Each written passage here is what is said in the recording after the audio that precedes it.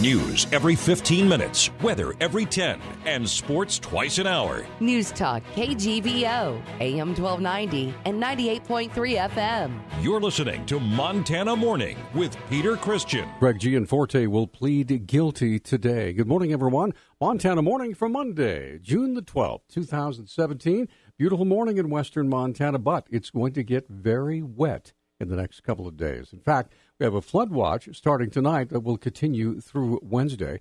Minor flooding, perhaps in some of the local rivers and streams, but nothing real serious, according to the National Weather Service. Well, good morning, everyone. Thanks for joining us. Our newscast this morning is sponsored by Bulls Eyewear, Missoula's only certified master optician out there on South Reserve, right across from Larchmont Golf Course. Our top story this morning, a Montana prosecutor says Greg Gianforte will plead guilty today to assaulting a reporter the day before he was elected last month the state's only congressman. Gianforte will appear in Gallatin County Justice Court today to be arraigned and sentenced on the misdemeanor charge. The Republican tech entrepreneur reached a civil settlement with Guardian reporter Ben Jacobs over claims that Gianforte knocked Jacobs to the ground when the reporter asked him a question on May 24th. As part of that settlement, Jacobs said he would not object to Gianforte entering a no-contest plea, meaning Gianforte would concede to the charge without admitting guilt. However, Gallatin County Attorney Marty Lambert told the Associated Press Friday that Gianforte will indeed plead guilty. Gianforte's spokesman Shane Scanlon did not respond to messages seeking comment.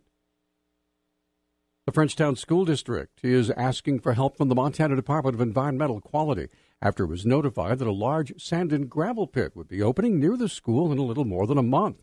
Frenchtown Superintendent of Schools Randy Klein said he just received a letter last week regarding the proposed operation. We got a letter yesterday. It's the first time we heard of it from a company called Nelcon. They're proposing a gravel pit to the northwest of the high school. And also the other major concern as far as the location goes is that it's right on the edge of our main well, which services 700 people in our building every day for the school district. Klein said there are several issues he wants to discuss before the sand and gravel pit opens in mid-July, primarily about water. We want to contact a hydrologist to give us some idea as to how this will impact our well. You know, we've already had problems even without disturbing the water table with sand getting into our system. We've had to replace 2 water pumps in the last 10 years that got burned out by the sand coming through it. Klein said the main concern is the safety of the school district students. Well, this road is already pretty congested, especially in the morning and the afternoon when we have parents picking up students, dropping off. We run 20 buses through here every day, twice a day, plus all of our activities that are going on. And how is all of that traffic, student pickup, drop-off, and so forth, going to interact with large gravel trucks? Klein said he's contacted the school's attorney to see if there's a way to delay the start of operations of the Nelcon gravel pit, which are scheduled for July 15th. Time is short for all those questions to be answered. KGVO News has reached out to Nelcon's main office in Kalispell, but so far, no reply. Former State Representative Deborah Lamb of Livingston has been elected chairwoman of the Montana Republican Party. The Billings Gazette reports Lamb was selected Saturday during a gathering of party delegates in Billings to succeed Jeff Essman, who's running for mayor in Billings. Lamb outpolled conservative radio host Aaron Flint, who was serving as state director for former Congressman Ryan Zinke, and George Paul, the former leader of the Cascade County Republican Central Committee. Lamb said she would focus on growing party participation at the local level, as well as raising money to support campaigns. Ravalli County Republican Chairman Terry Nelson was elected vice chair. Secretary Chris Hansen of Havre was reelected, as were Treasurer Mike Hopkins of Missoula and Assistant Treasurer Dave Lewis of Helena. Montana's growing methamphetamine problem was evident at the Missoula County Attorney's Office this past week. The Chief Deputy County Attorney Jason Marks said a large percentage of the cases in process related to meth use and sale. It's been fairly busy here. We filed 15 new felony cases this week, 5 of those actually involving some form of methamphetamine possession, either simple possession or possession with intent to distribute. And there were other types of crimes to deal with. Unfortunately, many of them crimes against children. Then just had a mix of people DUI with their kids in the car or domestic violence, that sort of thing. We did have a little cluster of child criminal endangerment. The count of only 15 felony cases this week was considerably less than the 20 they had to deal with last week.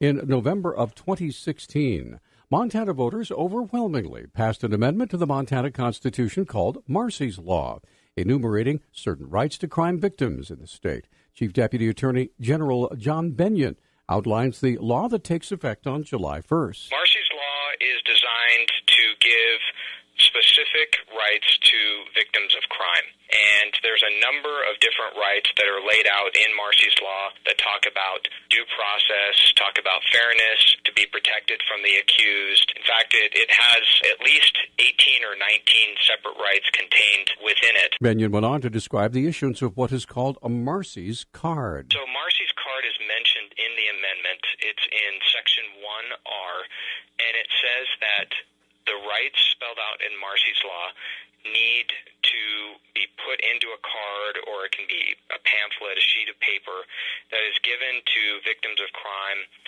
when they are identified. The media will also have to pay special attention to the new law so that victims who wish to remain unidentified will have their rights respected. In a related story, law enforcement agencies across the state are looking to add staff and equipment in preparation for Marsy's Law. Voters passed the law as an amendment to the Constitution last November. It's essentially a victim's Bill of Rights. The Bozeman Daily Chronicle reports the Gallatin County Attorney's Office is asking for $179,000 for 3 more positions to deal with the extra work. Bozeman City Attorney Greg Sullivan says his office also needs more staff and better technology. He's requesting an extra $150,000. Missoula County Attorney Kirsten Pabst says her office has added 2 victim witness coordinators and may need yet another. For many, the Montana special election contest that took place on May 25th was a popularity contest for Donald Trump and a trendsetter for future elections in the country.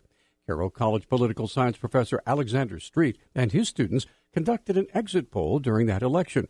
Said results show Democrat Rob Quist was unable to convince Trump voters to leave the Republican fold. Where the president wins and he has majorities in the House and Senate, which is currently the case, it's quite common, and just 2 years later, for that president's party to lose.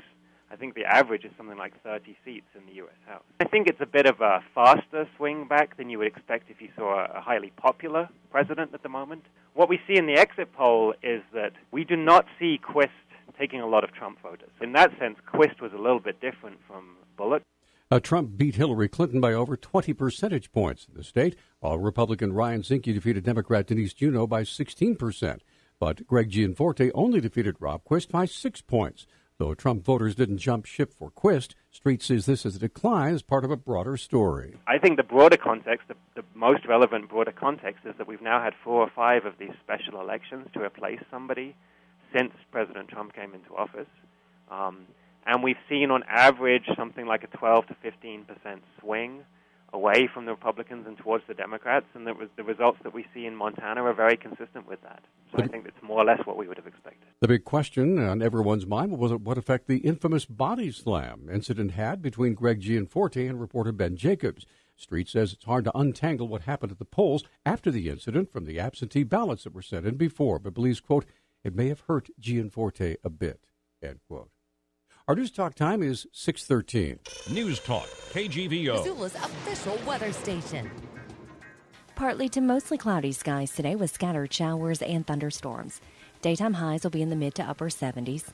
Showers tonight with our overnight lows dropping into the 50s. Rain likely again Tuesday. I'm meteorologist Brooke Foster for Missoula's KECI 13.